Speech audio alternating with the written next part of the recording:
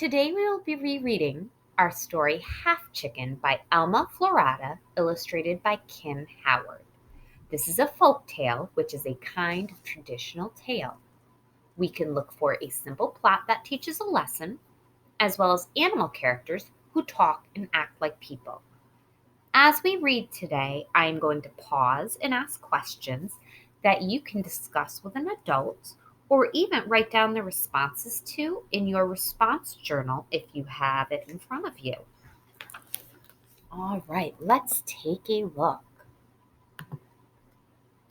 Have you ever seen a weather vane? Do you know why there is a little rooster on one end, spinning around to let us know which way the wind is blowing? Well, I'll tell you.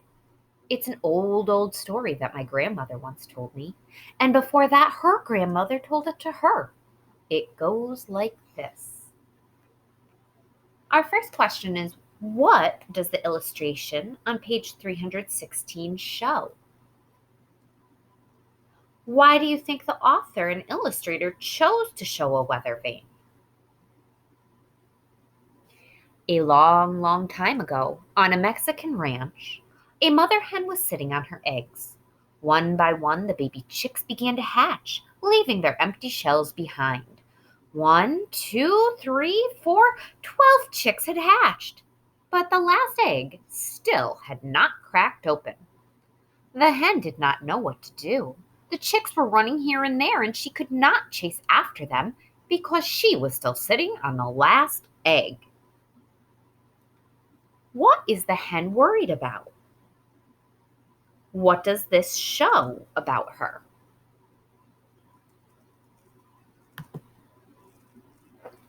Finally, there was a tiny sound. The baby chick was pecking at its egg from the inside. The hen quickly helped it break open the shell, and at last the 13th chick came out into the world. Yet this was no ordinary chick. He had only one wing, only one leg, only one eye, and only half as many feathers as the other chicks. Wow, my friends, what is surprising about the 13th chick as it hatches from the egg? Let's also stop and visualize for a moment. When the chick hatches, I read how the author describes it, and I tried to picture it in my mind. The author writes that the chick has only one wing, one leg, and one eye. It has only half as many feathers as the other chicks. It must look like a half chick.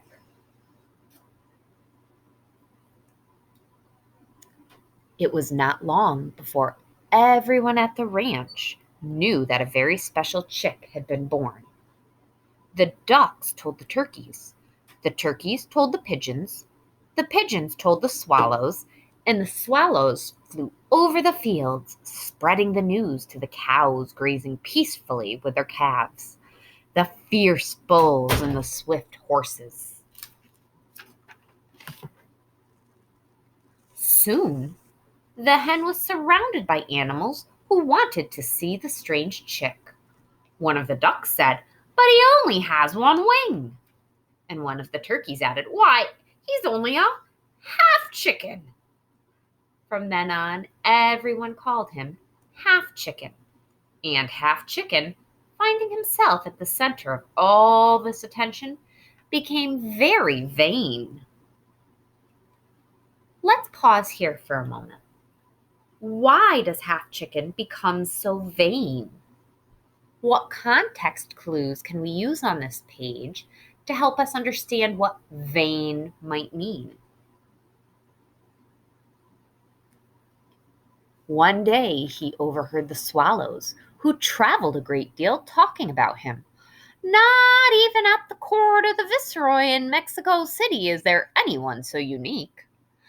Then Half Chicken decided that it was time for him to leave the ranch. Early one morning, he said his farewells, announcing, Goodbye, I'm off to Mexico City to see the court of the viceroy." And hip hop, off he went, hippity hopping along on his only foot. look at some cause and effect here. Why does Half Chicken leave the ranch? So our cause would be Half Chicken leaves the ranch.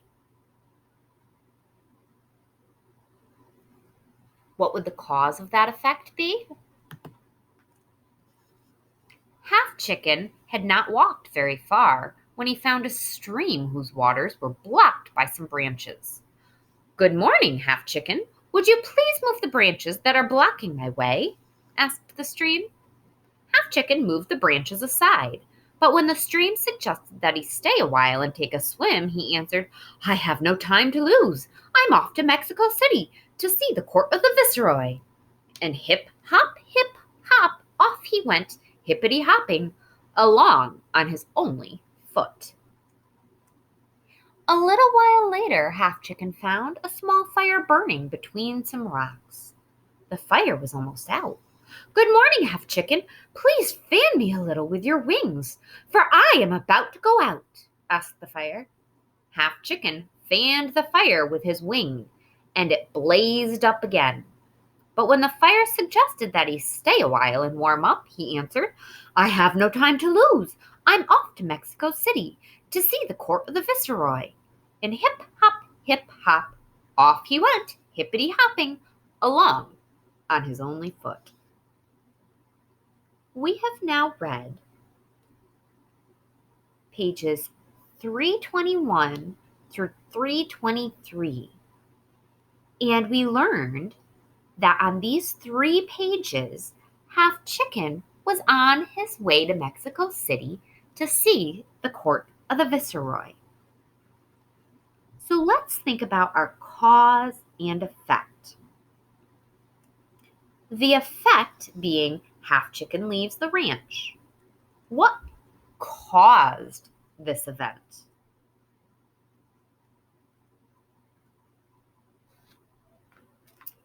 Half Chicken stopped at the stream and he helped move the logs, the branches. What did that cause to happen? He moved the branches, and then the stream asked him to say, but he said, "I have no time to lose. I'm off to Mexico City to see the court of the viceroy." Now, in our effect section, we could also write that Half Chicken fanned his wing over the fire and it blazed up. What caused him to fan that fire? After he had walked a little farther, Half Chicken found the wind tangled in some bushes. "Good morning, Half Chicken. Would you please untangle me so that I can go on my way?" asked the wind. Now, how do you imagine the voices of the wind, the fire, and the stream might sound? What do all 3 of these characters try to do? Half Chicken untangled the branches, but when the wind suggested that he stay and play and offered to help him fly here and there, like a dry leaf, he answered, "I have no time to lose. I'm off to Mexico City to see the court of the viceroy." And hip, hop, off he went, hippity-hopping along on his only foot. At last he reached Mexico City. Now, authors can do something fun with their writing, friends. One thing authors often use is something called alliteration. This is when several words in a sentence all begin with the same letter. Why do authors do this? This adds interest and meaning to their story.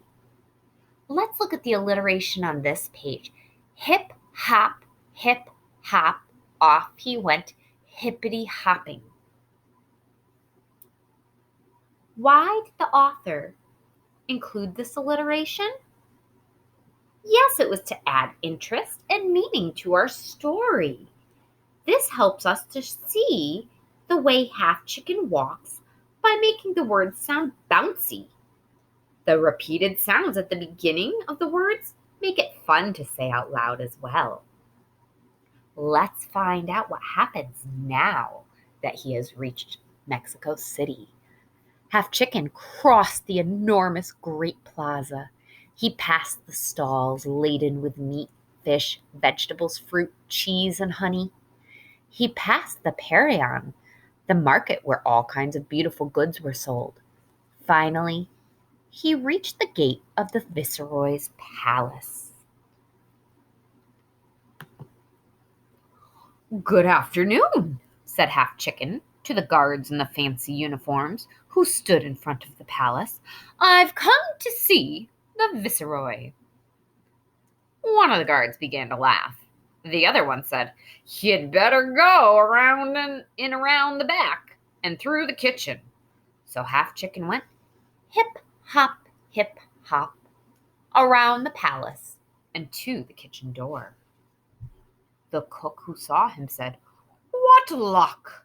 This chicken is just what I need to make a soup for the Viceroy." And he threw Half Chicken into a kettle of water that was sitting on the fire. When Half Chicken felt how hot the water was, he said, "Oh, fire, help me! Please don't burn me." All right, friends, let's stop here for a moment. How can you tell that the guards have played a trick on Half Chicken? Use your text evidence to help you. What clues do the words and pictures of the guards and cook give you about the Viceroy? Now let's stop and think about point of view. How does the cook feel about using Half Chicken in the soup? How do you know? How does Half Chicken feel about it? How do you know? The fire answered, "You helped me when I needed help. Now it's my turn to help you. Ask the water to jump on me and put me out." Then Half Chicken asked the water, "Oh, water, help me. Please jump on the fire and put him out so he won't burn me." And the water answered, "You helped me when I needed help. Now it's my turn to help you." And he jumped on the fire and put him out. When the cook returned, he saw that the water had spilled and the fire was out. "This chicken has been more trouble than he's worth," exclaimed the cook.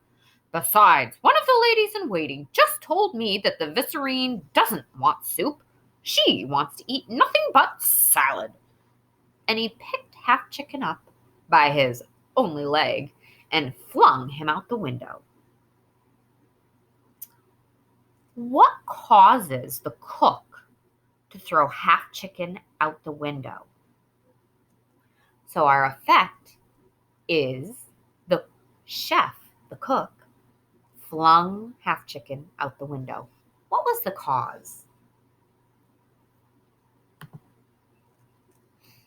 When Half Chicken was tumbling through the air, he called out, "Oh, wind, help me, please." And the wind answered, "You helped me when I needed help. Now it's my turn to help you." And when the wind blew fiercely, he lifted Half Chicken higher and higher until the little rooster landed on one of the towers of the palace. From there, you can see everything you want. Half Chicken with no danger of ending up in a cooking pot. And from that day on, weathercocks have stood on their only leg, seeing everything that happens below and pointing whichever way their friend the wind blows. Friends, what causes Half Chicken to become a weather vane? How are the roosters on weather vanes like Half Chicken? Why do you think weather vanes look this way? When you finish reading, I want you to make sure that you take out your reader response journal And we work on our write about reading. You can go back in the text and you need to respond to Half Chicken was very vain. However, he also showed that he could be thoughtful to others. Think of the ways Half Chicken was thoughtful and helpful. Write a paragraph to explain ways he was helpful. Use text evidence from the story. Remember, you need a topic sentence. You need details with that supporting evidence. And you also need a concluding sentence. Please reread your writing for capital letters and punctuation. Great job today, my friends.